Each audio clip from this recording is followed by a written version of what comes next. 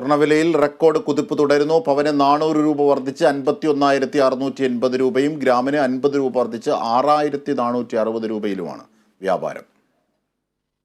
സംസ്ഥാനത്ത് സ്വർണ്ണവിലയിൽ റെക്കോർഡ് കുതിപ്പ് തുടരുകയാണ്.